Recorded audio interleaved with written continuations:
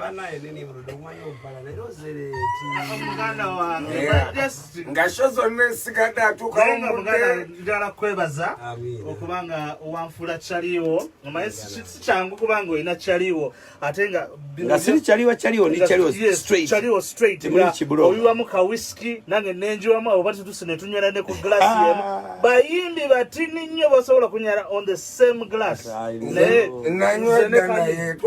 twanywerako ne kugundu ne kutimpa nengo manye nanywera nze nanywera mu kunonya rupiya n'eyo munywe nanywera mu muziki nenga bane mwe bali yokuncheza Galaxy oli bulungi doctor nyine okusinga ulo kuba badai yanjogerede taliwo ya nenga nasabe mpise mu bulango bwange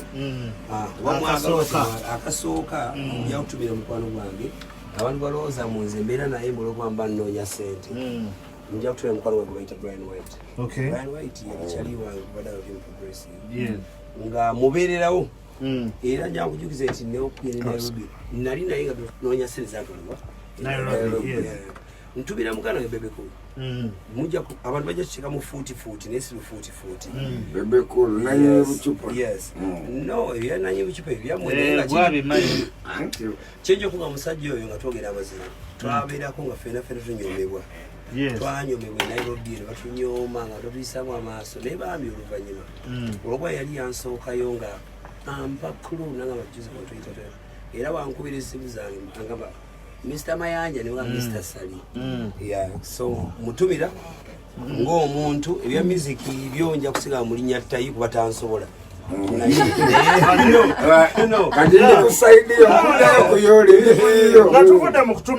some of these things are facts. Mugamba ulijenti horse mouth kati horse mouth bebe kulu chali wange muntu nti twatiza abaana tugenda kola bichi mukwano gwange nebyengoma there's actually something you said Chinayagala about his son ogamba bwabata yagala kuyambako mutabani we ajje gwe mukoleyo oluyimba anje obuzibu bwafudde bwalina omuntu ye ayagala mpa amagezi nga tezi simuwa okufuna bulungi so nga ate n'amayembe g'embuzi gwe mukira gwayo ekyo kikulu embuzi ayagala akuwa amagezi naye nga gwe tomuwa kati wali omutawaana naye nga would you actually take advice from Bebe Cool? Yes, I really would you listen? Some. No. Realistically, I really do. Oh, nice. I really do. He talks to me, but when you advise when him, I talk to him, he doesn't listen.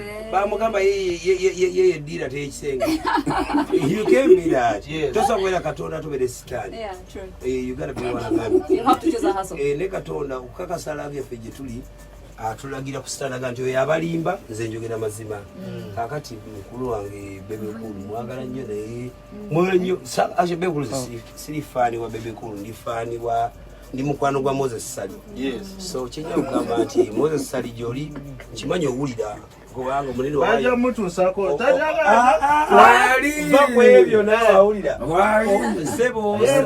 sebo munene ondabika ne mu bigambo nze munene mu bikolwa nebidirira woko wentandike okola ki lindako tuchali achatumira neve mami primo I really thought you were done. Tutumireyo okusatu sinatumira mchesatu sabwaka bana ensobe kwani nja kuyima ne Alan nja kulaga talanze ne Alan sokola tune kati ne Bebe Cool yakizibwa kuyimba nani ne aba njikirizibwa kuba tulina okwegatta koki omukkiriza okuyima ne aba but you think someone who won't take your advice will let you sing with his son? It is a two-way. Ngenda kugamba nti underwear yasiye empale akamu kasoka ne kabika kale kaddako so bweti wenjogera ebigamba yandoga kati kabiri mulalu tategeera naye nga realistically ekyantu osala kuba nti netegereza life ngitunulya omukazi wemusanga mulungi njankyogere nga ne mama aba akimanyi tyawulira nti bwesa omukazi buli mulungi tekitegeeza nti oli beautiful nti bangenda kwagala mulowooza bwe tubawaana onkwana bantenda ttendo lya Katonda give me a high five. So wait. What we are saying. Mulindeko coronavirus mwekute mu ngalo. Twale eri tuli balamu. Kati linda ko nimrod. Kati prim bwesi musanuka nti kufaanana bulungi. You're looking nice. Kubanga kulamuza mmotoka. Buli muntu ajolomuza tojigula. Naye ate juga namuze mmotoka ya Primo.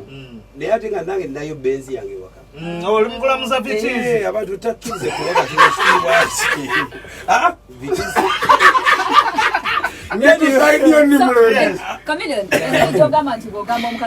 she's beautiful. Let me even stand next to Chameleon. You are appreciating God's creation. Yes. So does this mean if you walked around with your wife and then found a beautiful woman, would you actually compliment another woman in the presence of your wife? Jaku example, twali ku game ni mama abanga tuko shop here. Ngalo mwana mulungi naye. Akati mpuliyanga ekene ababo discuss game abidi. Natolina chakwogera nga ne papa nange kwagala kuyiwa emboozi nekwata side mirror nejizika mama nangamba tata don't turn the mirror, you can look and see and appreciate. Listen to me, oganti oli mulungi ngoli mukazi tikitegeeza mbu nti mba nina obwetaavu obusinga kaawo. Katonda yatonda ensi nakikamu amatiri gonna nga bono gyewa eno nti langi ennyumba yo nnungi.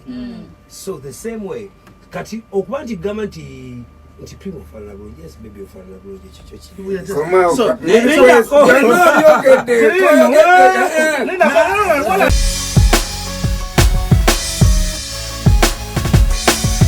Celebrity Track. Subscribe.